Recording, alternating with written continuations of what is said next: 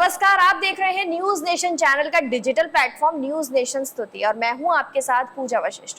2 अक्टूबर को पितृ विसर्जनी अमावस्या है और पितृ विसर्जनी अमावस्या के दिन सूर्य ग्रहण का साया भी है। जी हाँ, तो कई लोग इसे देखकर सचेत हो गए हैं कि सूर्य ग्रहण है तो ऐसे में पूजा पाठ कैसे किया जाएगा। वो हम आपके साथ एक वीडियो बनाया था, हमने शेयर कर चुके हैं। लेकिन इस वीडियो में आज हम चर्चा करने वाले हैं कि सूर्य ग्रहण क्या है, इसका क्या प्रभाव पड़ने वाला है। हमारे साथ मौजूद है ज्योतिषाचार्य हरि गोपाल शर्मा जी। राधे आपका राधे। बहुत बहुत स्वागत है।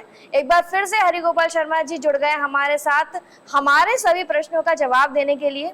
तो सबसे पहले मैं आपसे ये जानना चाहूंगी कि ये जो सूर्य ग्रहण है वो होता क्या है। सब लोग जानते हैं कि ग्रहण लग रहा है, ग्रहण लग रहा है, लेकिन ये होता क्या है, इसका वैज्ञानिक दृष्टिकोण भी बताइए और ज्योतिष में क्या बताया गया है वो भी जरूर बताइए।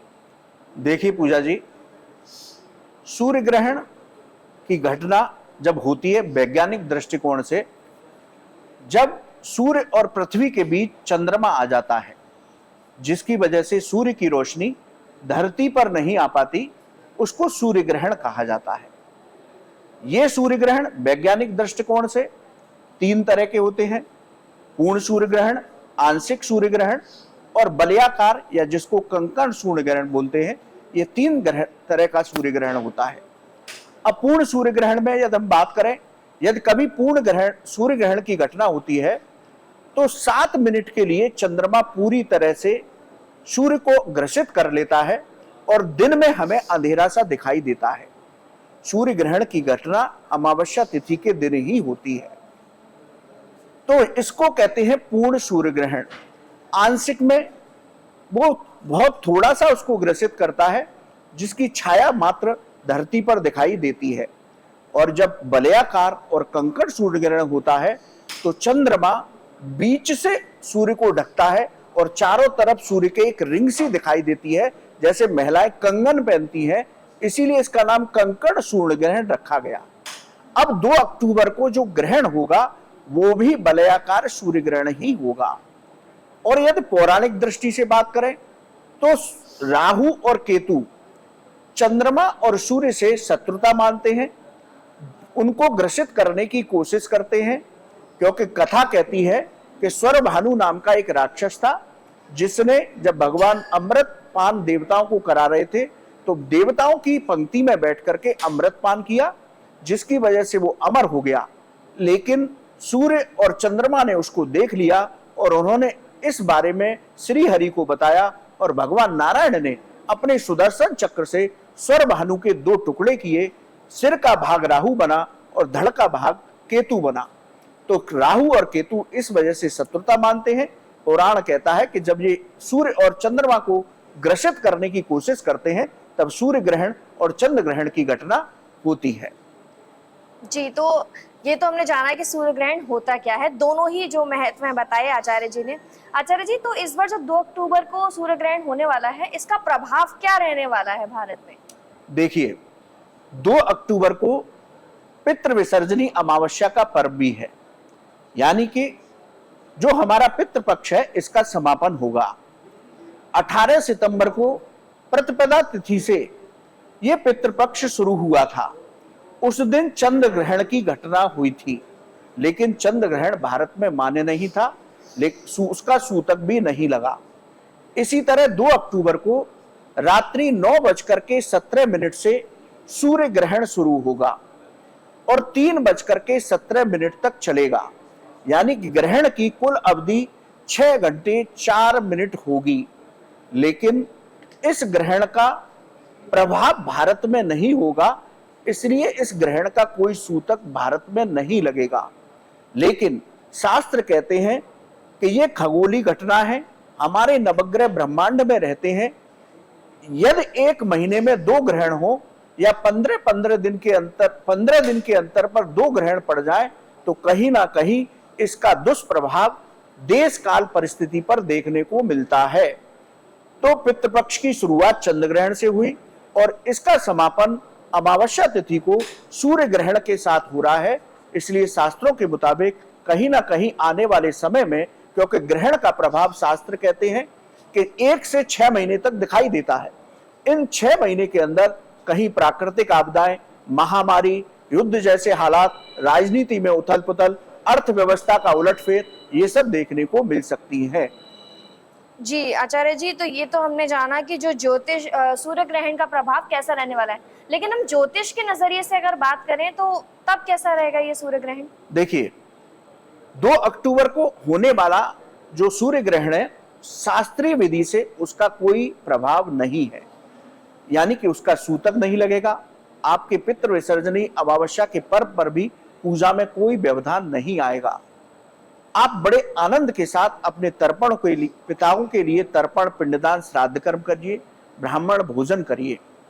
लेकिन ज्योतिष शास्त्र कहता है कि नवग्रह ब्रह्मांड में स्थापित है और वहां पर ग्रहण की प्रक्रिया हो रही है, तो इसका असर हर व्यक्ति, हर राशि पर दिखाई देता है।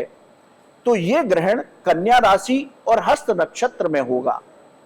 उसी तरह कन्या राशि में सूर्य, बुध और केतु इस वक्त विराजमान हैं सूर्य ग्रहण के समय, तो उनका राहु के साथ सीधा दृष्टि संबंध होगा। इसी तरह सूर्य और शनि, इन दोनों के बीच शत्रुता है।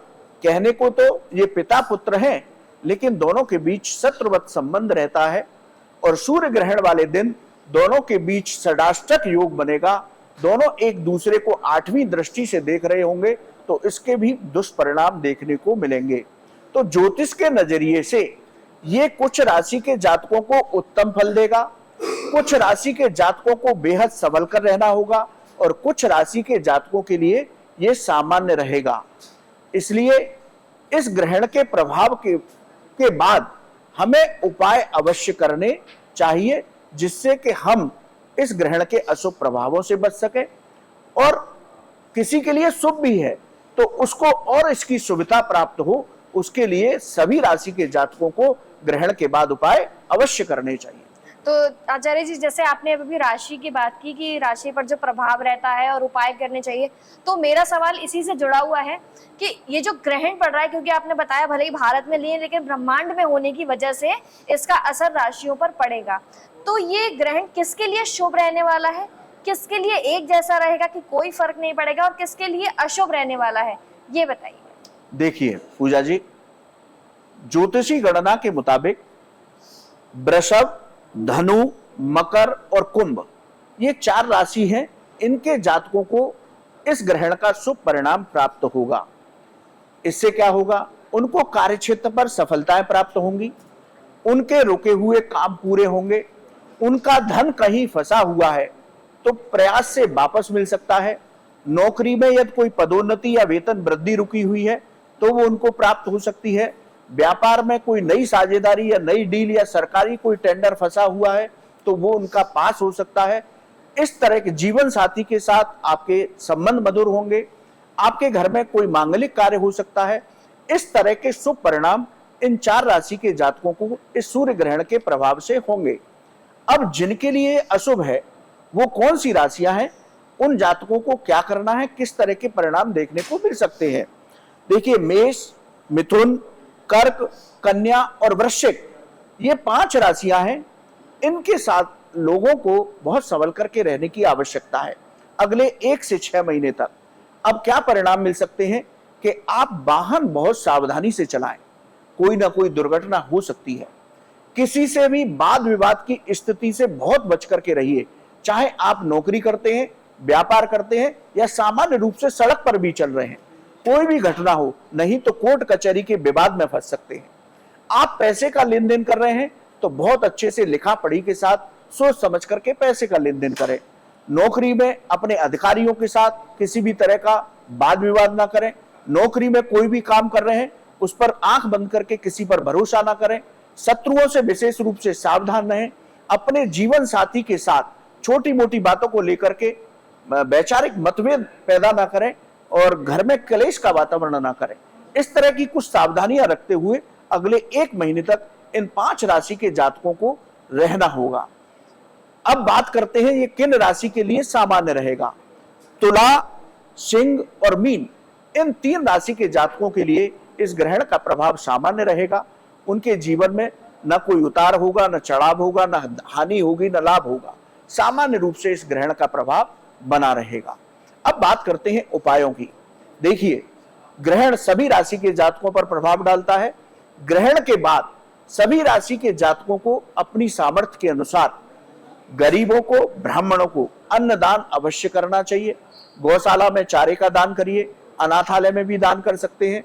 इस तरह से आप दान करिए और उसके साथ ही यदि आपके कोई इष्ट देव हैं तो उनके मंत्र की एक माला 1 महीने तक लगातार जप करते रहिए, जिससे कि यदि अशुभ प्रभाव है तो वो उसका फल ना मिले, शुभ है तो अच्छे परिणाम प्राप्त हो।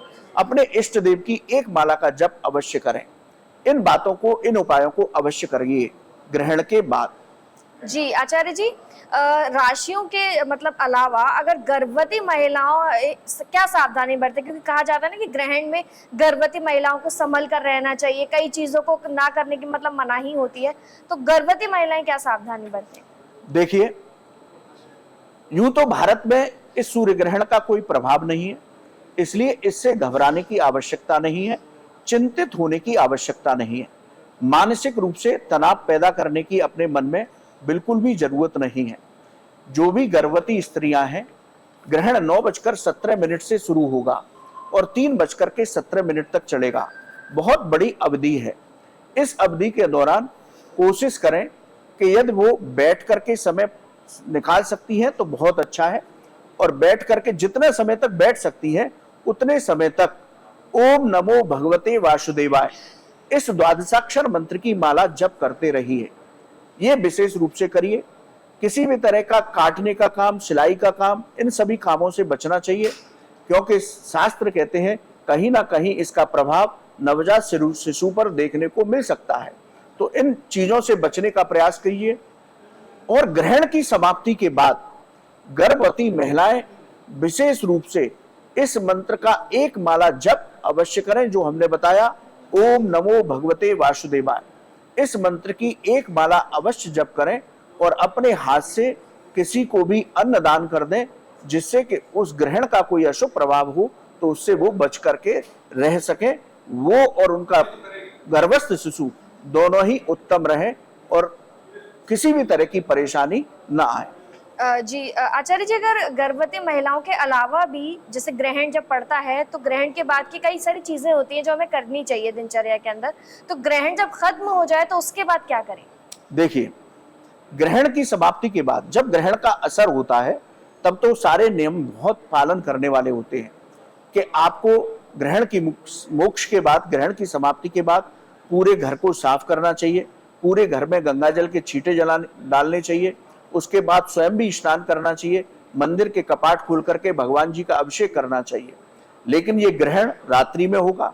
सुबह जब आप उठेंगे, जैसा ज्योतिष शास्त्र ने कहा कि ये सब राशि के जातकों पर प्रभाव डालता है, इसलिए हम कहना चाहेंगे कि सभी लोगों को सुबह स्नान करने के बाद गंगा जल का सेवन स्वयं करें, घर के सारे परिजन करें, पूरे घर में गंगा जल छिड़कें, जिससे कहीं ना कहीं उसका प्रभाव हो तो वो खत्म हो जाए। उसके बाद अपने भगवान को स्नान कराने के बाद आप अपने इष्ट देव की एक माला प्रत्येक व्यक्ति को करनी चाहिए, जिससे ग्रहण के किसी भी तरह का जो शुभ और अशुभ प्रभाव है उससे आप बच करके रह सकें। और अपनी सामर्थ्य के अनुसार गरीबों को अवश्य दान कर दीजिए, जिससे ग्रहण के अशुभ प्रभावों से आप बच सकें, कुंडली के ग्रह दोष भी आपके शांत हो सके, क्योंकि ग्रहण के दान से बहुत उत्तम फलों की प्राप्ति होती है। तो ये सब काम सभी लोगों को करने चाहिए। जी, तो हमारे साथ आचार्य जी थे जिन्होंने हमें बताया कि सूर्य ग्रहण के दौरान हमें क्या करना चाहिए, क्या नहीं करना चाहिए और किन बातों को खास तौर पर ध्यान रखना चाहिए, साथ ही ये भी कि किन राशियों के लिए ये शुभ है और किन के लिए अशुभ है। तो आचार्य जी, आपका बहुत बहुत धन्यवाद राधे राधे हमारे सभी सवालों का जवाब देने के लिए। फिर भी आप लोग के कोई सवाल है तो हमें कमेंट सेक्शन में कमेंट करके आप लोग पूछ सकते हैं, आचार्य जी जरूर उन प्रश्नों का आपको जवाब देंगे। फिलहाल के लिए इस वीडियो में इतना ही। तमाम ऐसी और जानकारियों के लिए आप जरूर सब्सक्राइब करें न्यूज नेशन स्तुति। नमस्कार।